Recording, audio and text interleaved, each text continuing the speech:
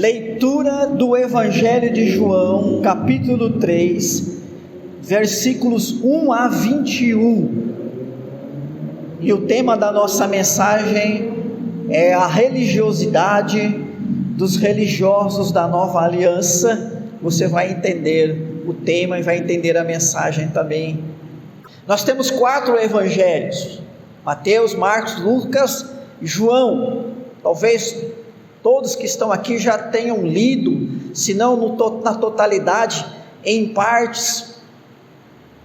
E você que leu os 4 evangelhos e já leu o evangelho de João, já percebeu, já entendeu que o evangelista João segue um esquema, um estilo de registro do ministério de Jesus de modo diferenciado dos outros evangelistas. João, então o autor aqui desse evangelho, o evangelista João, ele começa narrando o evangelho, narrando a vida de Jesus, o ministério de Jesus, a morte e a ressurreição de Jesus. Ele começa com um hino de louvor a Cristo. Você encontra isso lá no primeiro capítulo de João. Lá, Jesus é chamado do Logos, o Deus eterno, Criador de todas as coisas, a revelação do Pai. Depois, João, o evangelista João, passa a falar de João Batista, apresenta João Batista e mostra que o ministério de João Batista foi apontar para Jesus Cristo, foi dizer para as pessoas que ele, Jesus, era o Cristo, o Cordeiro de Deus, aquele que tira o pecado do mundo. Depois, aqui no Evangelho de João, nós temos os primeiros discípulos: André, João, Pedro, Filipe e Natanael, homens que conhecem a Jesus, homens que passam a seguir a Jesus. E nós temos uma informação importante no último versículo do capítulo 1, versículo 51, porque ali, neste lugar, Jesus se coloca como aquele que religa o homem a Deus. Ao invocar a narrativa de Jacó e a visão que Jacó teve de uma escada que ligava o céu e a terra, onde anjos subiam e desciam, Jesus está dizendo: agora é através de mim, ou é por mim, que os homens, que as pessoas têm acesso a Deus. Eu sou a religião. Jesus é a religião. Jesus é a religião dos seus discípulos, porque quem nos religa a Deus, quem nos leva a Deus, quem nos permite comunhão com Deus, quem pela graça traz Deus até nós e nos abençoa, é Jesus Cristo. Isso é importante, porque ao apresentar Jesus como a religião dos homens, aquele que religa os homens a Deus, Jesus está preparando o terreno para aquilo que vai acontecer em seguida.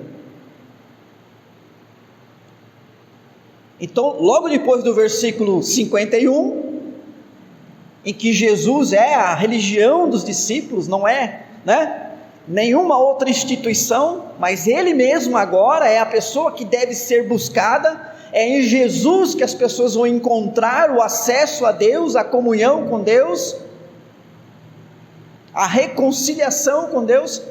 Logo em seguida vem o capítulo 2, o casamento em Caná da Galileia, na qual Jesus se apresenta agora como o fundamento da nova aliança. Aquela antiga aliança, cujo símbolo foram as tábuas de pedra que Moisés recebeu, em Caná da Galileia são comparadas a talhas de pedras vazias, ou seja, sem utilidade.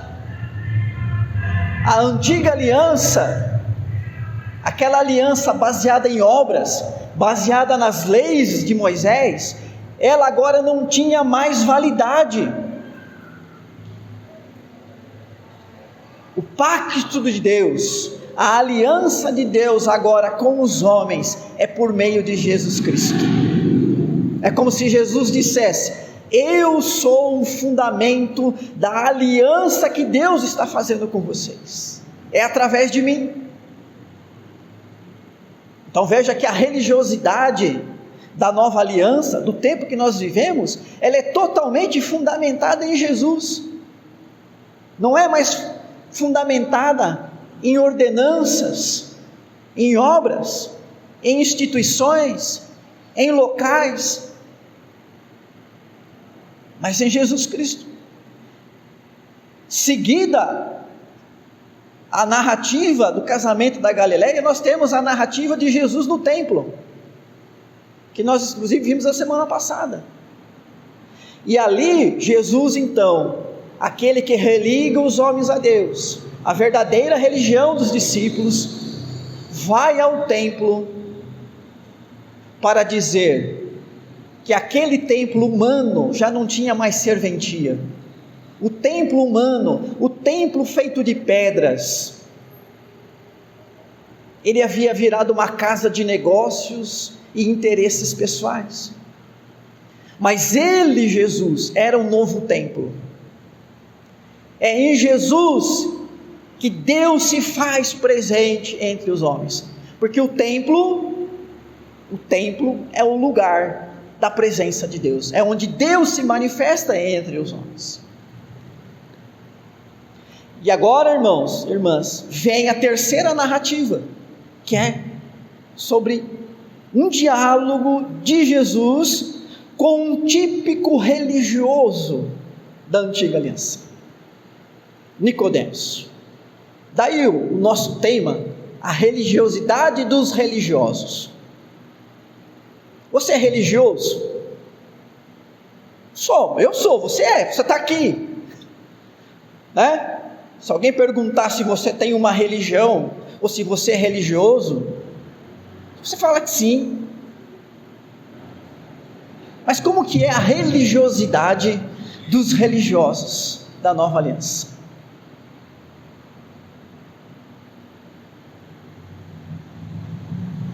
Nicodemos é colocado ali no versículo 1 como um fariseu.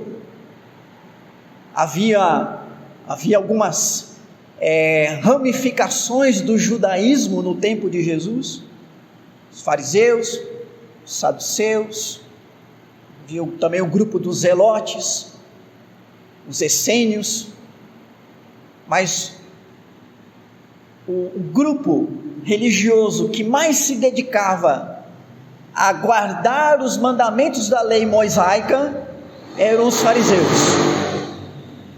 Eles eram os mais rigorosos. Então é um típico religioso cuja religiosidade é fundamentada em ordenanças, em rituais, em aparências. Os fariseus gostavam de vestir-se diferente, gostavam de orar em voz alta nas praças, para que as pessoas o vissem. Quando jejuavam, gostavam de demonstrar isso para as pessoas. Não se misturavam com aquilo que eles consideravam o povo, o arralé, que não eram santos como eles eram santos. Os fariseus ocupavam as principais posições políticas, sociais, econômicas e religiosas ao lado dos saduceus no tempo de Jesus. Então você quer um típico religioso, alguém que você podia falar, esse cara é religioso? Nicodemos. Então Nicodemos é apresentado como um fariseu, principal entre os judeus. Certamente, irmãos e irmãs, deduzimos que ele era alguém que conhecia bem a sua religião, senão ele não seria um principal entre os judeus. Os judeus não faziam essa separação entre alguém que tem poder político, mas não é religioso, não se envolve com religião, não declara sua fé e crença em Deus, e seu temor a Deus, e o seu respeito às Escrituras. Então nós temos aqui um homem que conhecia muito bem a sua religião e se apresenta para Jesus como uma espécie de representante, voz oficial dos religiosos da antiga aliança, porque note que no versículo número 2, ele fala assim: sabemos que é mestre em Israel. Ele não fala, eu sei que você é mestre. Então ele se coloca ali como um representante.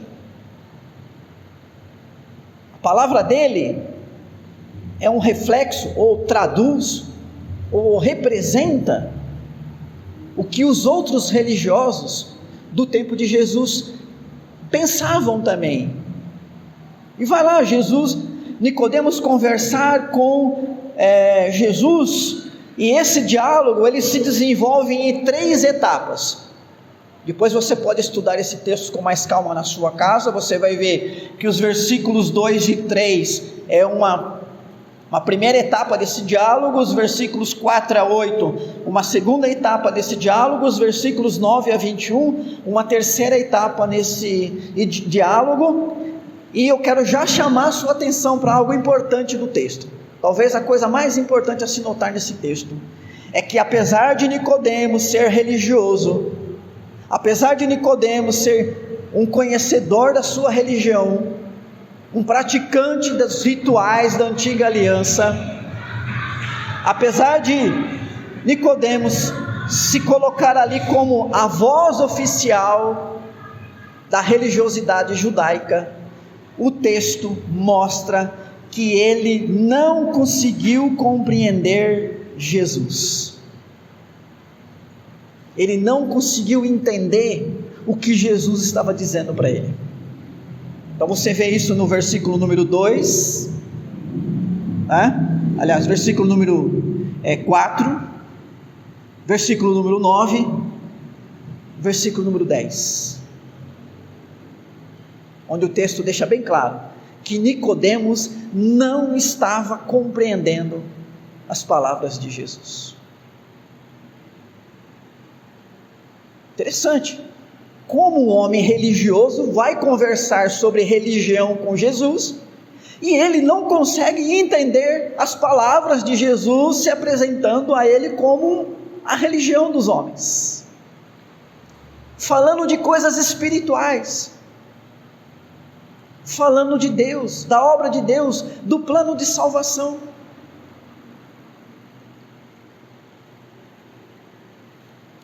Nicodemos, irmãos e irmãs, simboliza todos os religiosos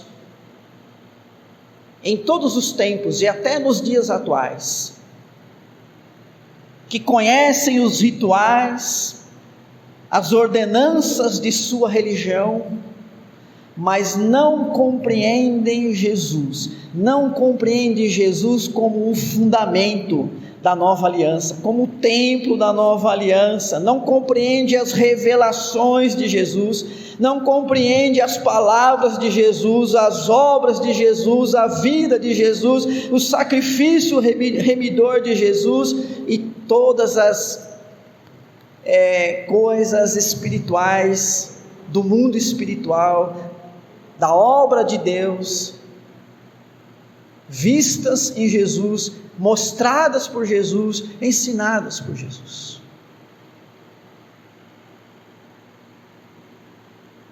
Nós já temos falado que Deus, diante dessa situação, Ele está intervindo na história da humanidade, porque essa ignorância, essa cegueira, esse tipo de religião, que tem o nome de religião, mas não religa as pessoas a Deus, não é plano de Deus, não vem de Deus, mas é coisa humana. E Jesus veio, irmãos e irmãs, para nos mostrar como é a religiosidade, a verdadeira religiosidade, a correta religiosidade dos religiosos da Nova Aliança. E como que ela é? Então, duas coisas importantes que os textos nos ensinam. Primeiro, a religiosidade dos religiosos da Nova Aliança, ela é interior, espiritual. Versículos 3 a 8 mostram isso. Então, a religiosidade dos religiosos da Nova Aliança, podemos dizer então que assim deve ser, ou assim é a nossa religiosidade como discípulos de Jesus, ela é interior, ela é espiritual. Isso quer dizer que ela não se fundamenta nos ritos, formalidades e aparências. Embora essas coisas existam, mas elas são sombras, elas são reflexos do verdadeiro fundamento, porque o fundamento da verdadeira religião, ela é espiritual. Ou seja, ela está no espírito humano, regenerado pela presença e a ação do Espírito Santo de Deus. Interessante que nesses versículos 3 a 8, Jesus apresenta para Nicodemos 4 termos, 4 palavras que têm sentido natural e sentido e significado espiritual. E Nicodemos só conseguiu compreender a realidade natural. Então veja, Jesus diz para ele que ele tinha que nascer de novo. Novo nascimento. Esse novo, ele tem tanto um sentido natural como um sentido espiritual. Mas Nicodemos só conseguiu entender o sentido natural. Tanto que ele vai dizer para Jesus: mas como que alguém pode voltar para o ventre de sua mãe e nascer de novo? Ele não entendeu que Jesus estava falando de um nascimento espiritual. Jesus vai falar com Nicodemos também sobre nascer do alto, nascer do Espírito, que é nascer do alto. Ele não entende, né? Que esse nascer de novo não é um nascer humano, mas é um nascer espiritual. Jesus vai falar com Nicodemos também, se referindo ao Espírito, chamando ele de vento, pneuma em grego. E Nicodemos, ele não consegue entender que Jesus estava falando do vento no sentido natural, mas do vento no sentido do Espírito. E Jesus vai falar também com Nicodemos a respeito do ruído do vento, da voz do vento. E Nicodemos não consegue entender que Jesus estava falando da voz do Espírito. Então veja, né, que nesses 4 termos, Nicodemos só percebe neles a realidade humana, mas não compreende a realidade espiritual. Versículo 10, deixa isso bem claro: tu és mestre em Israel e não compreendes estas coisas?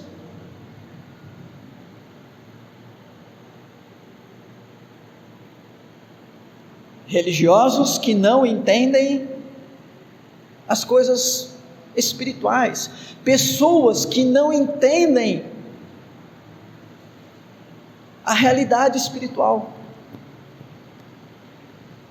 E isso é uma condição de todo ser humano que ainda não foi agraciado com o Espírito de Cristo.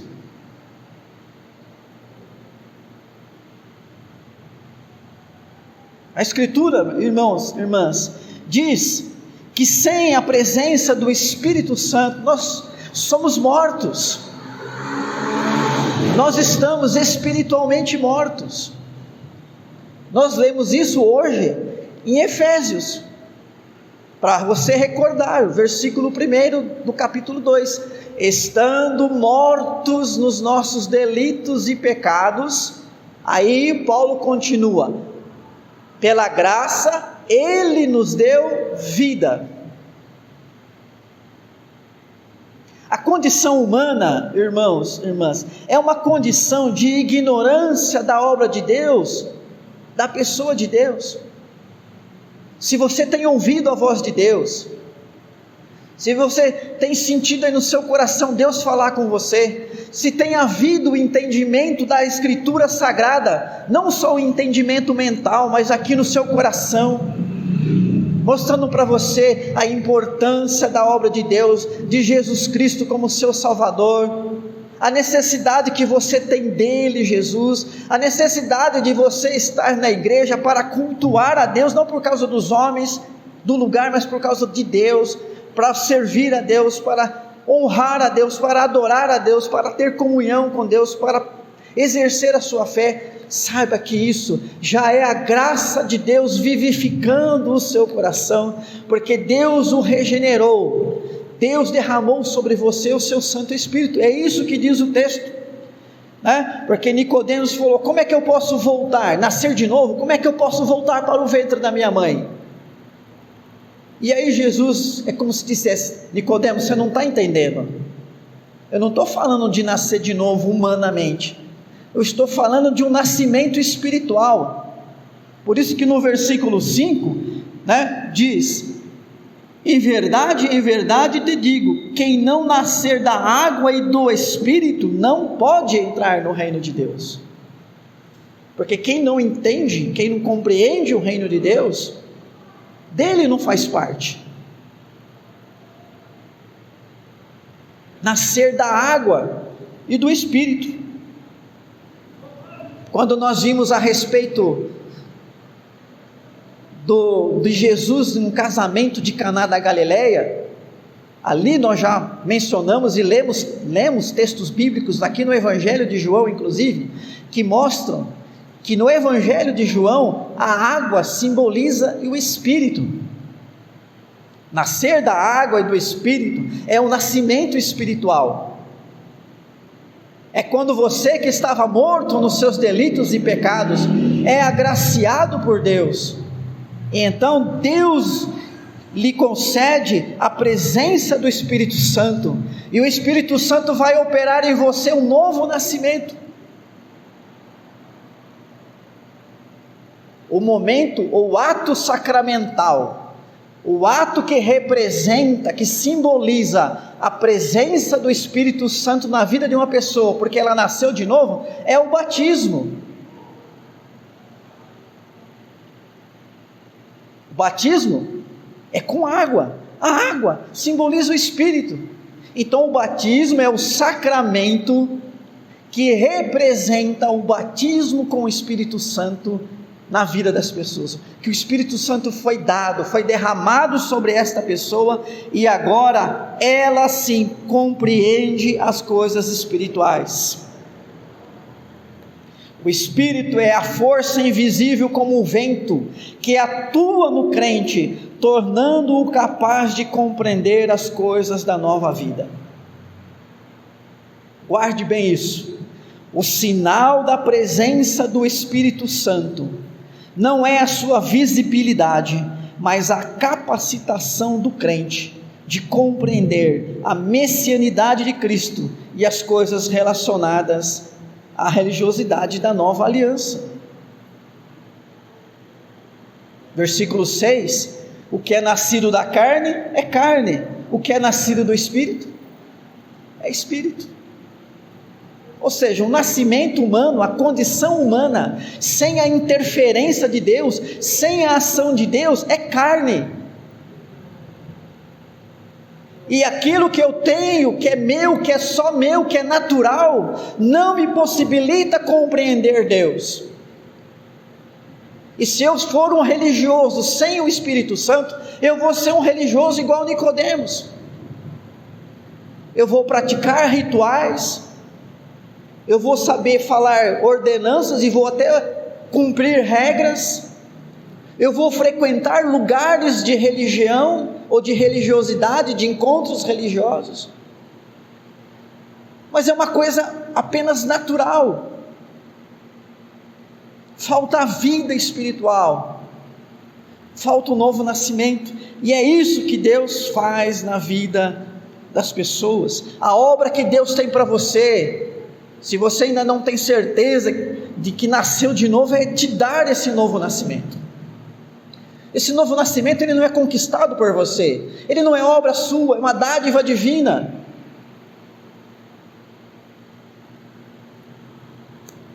A religiosidade dos religiosos da nova aliança, ela é interior, porque é aqui na nossa alma que o Espírito Santo faz a sua morada,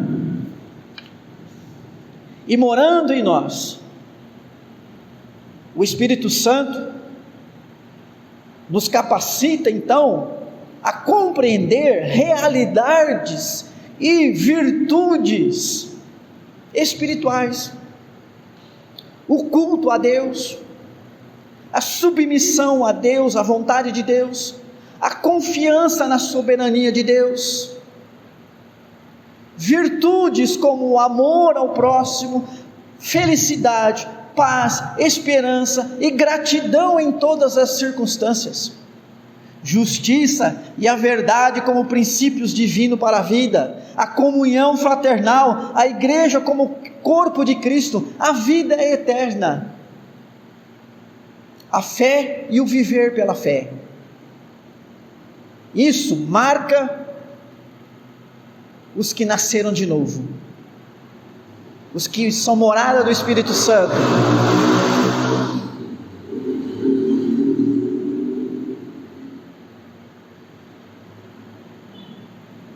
O segundo ensinamento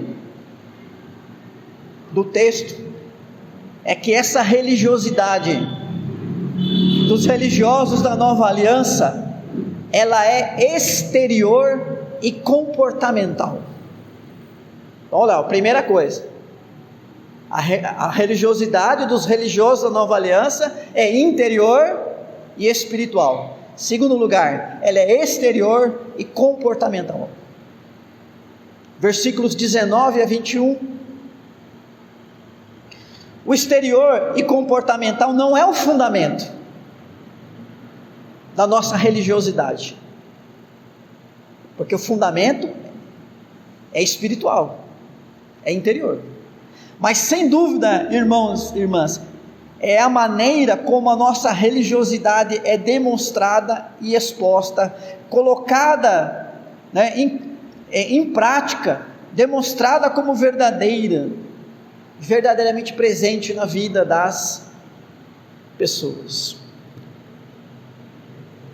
Aqueles que nasceram de novo, aqueles que compreendem Jesus, a obra de Jesus, o ensino de Jesus, diz o texto que eles praticam a verdade.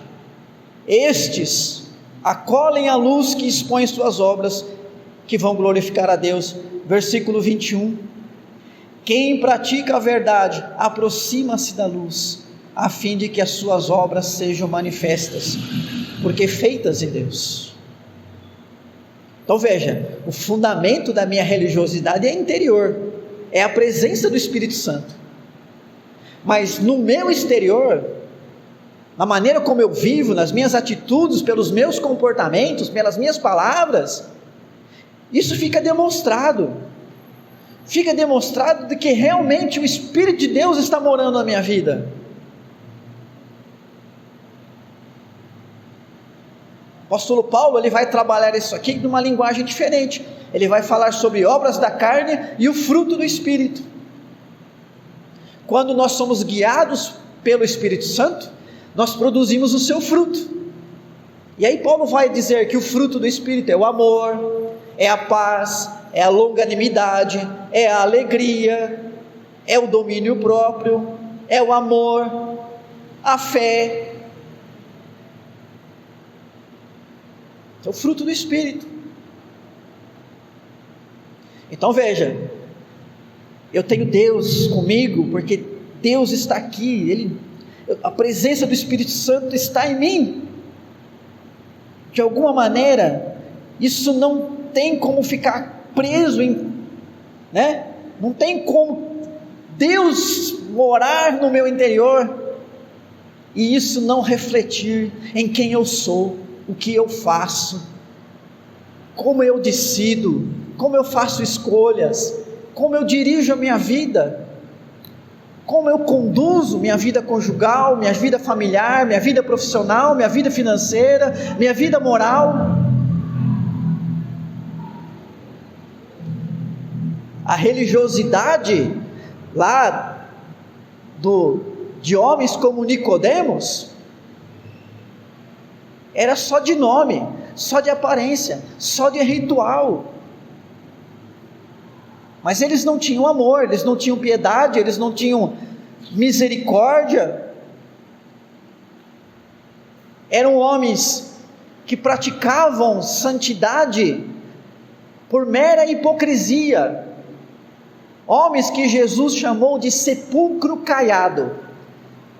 Ou seja, você vai no cemitério e vê aquele túmulo bonitinho, pintadinho, até enfeitado, alguns, verdadeira obra de arte.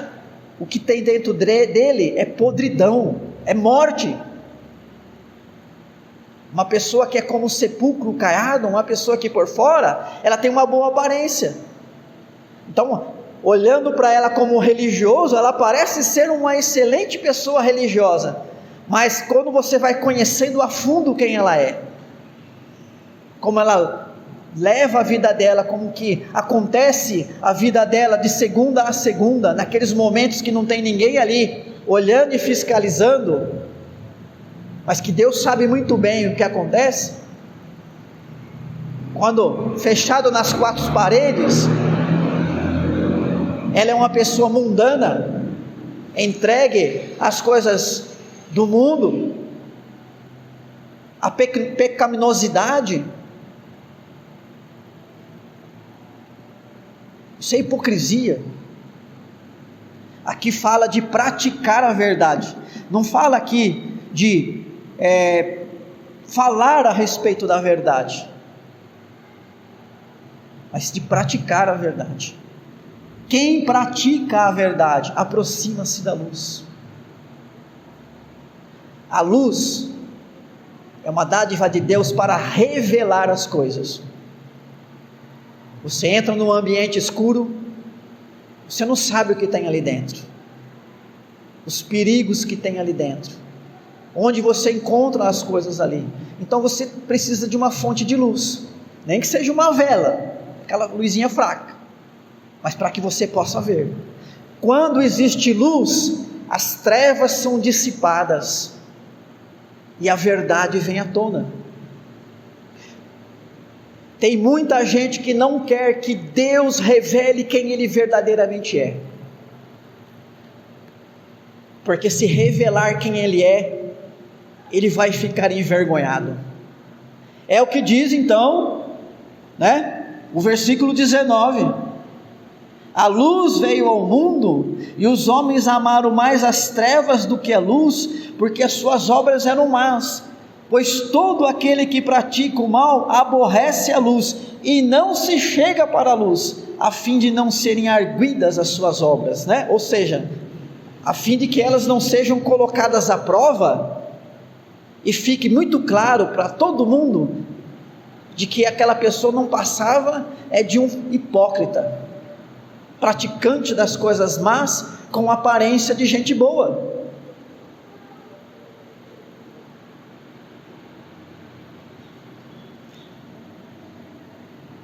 Os homens amaram mais as trevas do que a luz. Quero terminar, irmãos e irmãs, chamando a sua atenção para esse versículo: amar mais as trevas do que a luz. As trevas representam o mundo, o pecado. A luz representa a Deus. Amar ao mundo ou amar a Deus? O próprio Jesus disse que ninguém pode servir a dois senhores. Você não pode amar o mundo e a Deus ao mesmo tempo, porque um é trevas, outro é luz. Não existe, não coexiste luz e trevas. Ou você está nas trevas, ou na luz. Então, o que é que evidencia de que eu sou alguém que recebeu o Espírito de Deus, de que a minha religiosidade, o fundamento dela é interior, de que eu nasci de novo, de que o Espírito Santo está aqui em mim? O que é que evidencia isso? O meu amor a Deus. Crente que ama o mundo não é verdadeiramente crente, é só um religioso. E eu quero ler aqui alguns textos com vocês. Olha só, 1 João, é o mesmo autor aqui, João, só que agora a carta dele. 1 João 1, 6 e 7, nós já lemos esse texto hoje. Se dissermos que mantemos comunhão com Ele e andarmos nas trevas, mentimos e não praticamos a verdade. Eu tenho comunhão com Deus, eu amo a Deus, mas o evangelista está dizendo, o apóstolo João, você ama as trevas? Você anda nas trevas? Não. O mesmo João, capítulo 2, versículos 9, 11 e 15, olha só: quem diz estar na luz, que é Deus, mas odeia o seu irmão, está nas trevas até agora. Quem ama o seu irmão, permanece na luz, e nele não há nenhum tropeço. Mas quem odeia o seu irmão, está nas trevas, anda nas trevas, e não sabe para onde vai, porque as trevas lhe cegaram os olhos. Agora, não amem o mundo, nem as coisas que há no mundo. Se alguém amar o mundo, o amor do Pai não está nele. 1 João 2,15. 1 João 3, 9 e 10. Todo aquele que é nascido de Deus não vive na prática do pecado, porque nele permanece a semente divina. Esse não pode viver pecando, porque é nascido de Deus. Nisto são manifestos os filhos de Deus e os filhos do diabo. Todo aquele que não pratica a justiça não procede de Deus, e o mesmo vale para aquele que não ama o seu irmão. Terceira carta de João, capítulo 1, versículo 11.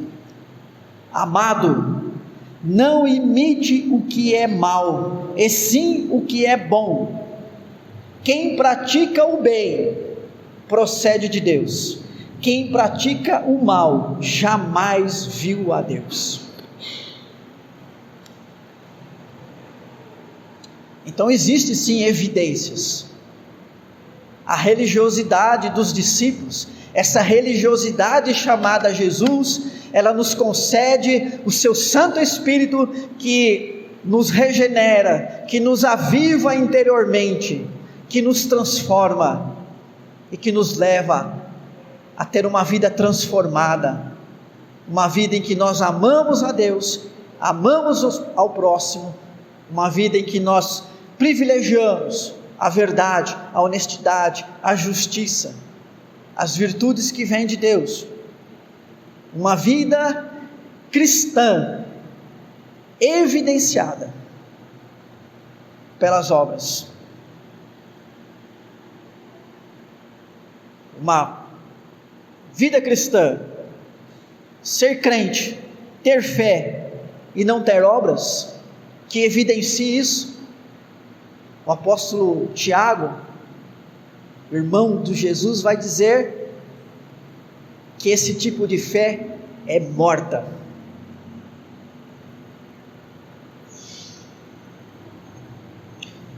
Que assim seja a nossa religiosidade, irmãos e irmãs.